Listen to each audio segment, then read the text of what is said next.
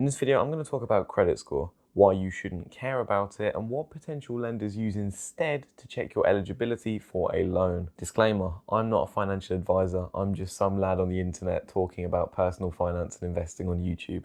Please don't take what I say to be financial advice. Building credit is one of the most important and lucrative financial goals that a person can make progress towards as they live their lives. And almost as important as dropping one of these for the YouTube algorithm. Thank you. Individuals with better credit can therefore give them access to more money at a lower interest rate, effectively meaning that at some point they will be making money on their debt simply because inflation is at a higher interest rate than the debt. However, what makes it so important for UK citizens is the high demand for housing, subsequently mortgages to be and own a property on the housing ladder. So it makes sense why people would care a lot about their eligibility.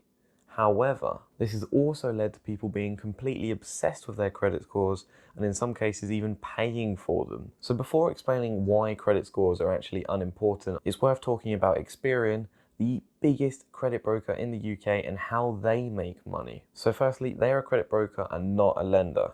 This effectively means that they make commissions from you, the customer, and therefore what they will do is affiliate market. They will get you to apply for a credit card through them, but for a third party, and therefore they get a cut of the money from that. They don't make money from lending, and therefore means that they aren't going to make money depending on how much debt an individual has. But if we put this into perspective, this means Experian doesn't see you as a customer, but as a product in which they sell you to other companies or lenders. If a business was trying to sell a product, how would they increase the value of that product or subsequently make more money from that product? They could increase the quality of that product, and therefore what Experian are doing is that by having their own free credit score, they are subconsciously making you try to increase your score. As in basic human nature, we want to have the best that we can get, and therefore seeing your credit score perhaps be at 754 out of 999,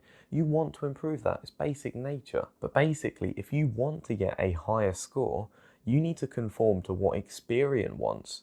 And therefore, by doing this, yes, you'll get a higher score, but this means that Experian therefore have a higher quality product in which they can recommend this to lenders and potentially make more money from, since you are deemed lower risk. And 58% of you aren't subscribed. It doesn't cost a penny and it is free, so please consider subscribing. Thank you. Furthermore, this means that when Experian is looking to make even more money, they simply just have to decrease your credit score and then subsequently suggest to you that you should perhaps open another line of credit, and therefore they'll likely make money from you as you'll then go through Experian to open another line of credit. They'll get their commission and you've got another line of credit and your credit score might increase. But let's say you're an individual that doesn't have the most reliable credit history. This means that maybe in the past few years you've had a couple of 90-day late payments. Therefore, you are now seen as unreliable, and perhaps these lenders may be less inclined to lend you money because they see you as more risky. This puts Experian in a weak spot because now they cannot recommend this individual to open that much lines of credit, likely get less commission by recommending it to a bad credit builder, or even potentially not being able to recommend them at all. Experian offer a subscription service in which you'll be able to see your credit score and its daily changes. And that sounds like a great feature, right? Well, not quite. For example, if you are looking to apply for a mortgage and you want to make sure that your credit is good so that you're more likely to be successful in applying for this mortgage. So in theory, the higher your credit score, the better odds that you have of being successful and actually successfully getting the mortgage. However, despite your efforts in boosting your credit score and getting it as high as possible, the company that are looking at you as an individual won't look at your credit score in the first place, but instead they'll look at something much more important. Therefore, credit score is honestly pointless to worry about, and minor day-to-day changes of your score are completely useless information to you that will only worry you and stress you out further. And in fact, that score change is just an algorithm that's programmed to be volatile and randomly change the numbers within a certain band, so that you'll naturally try to improve this score that might have gone down by a few points, and therefore subsequently might be one of their customers that are actively paying for this subscription service. But what is important to potential lenders if your credit score isn't important? It is actually your credit report.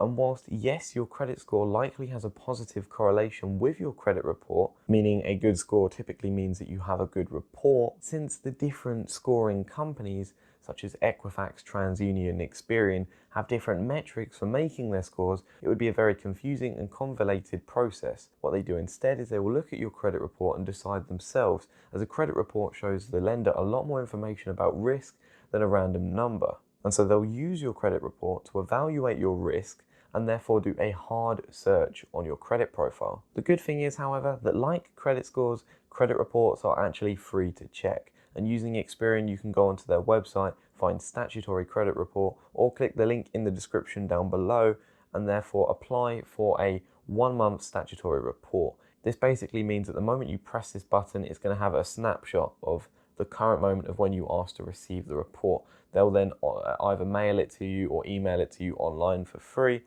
and you'll be able to look at this report, and therefore you can check your history and whether your details are correct, such as making sure that you are registered on the electoral roll and making sure that any information doesn't have spelling mistakes, as this could lead to you having a worse looking credit report and subsequently lower score. You'd be surprised at how much this could increase your chances of having a successful application in future when applying for credit. If you notice any red flags on your report, such as perhaps a incorrectly entered late payment or missed payment that is flagged on your report, you can simply dispute it. And providing you have the information to prove that it's incorrect, you can dispute it with the person providing, with the company providing the credit report, and therefore get it removed. Ultimately, this will increase your eligibility for a mortgage a lot more than trying to pay for a subscription to see daily changes in your credit score, and saves you the stress and worries of having to look at this number and trying to maintain it at excellent at all times. As long as you're responsible with credit,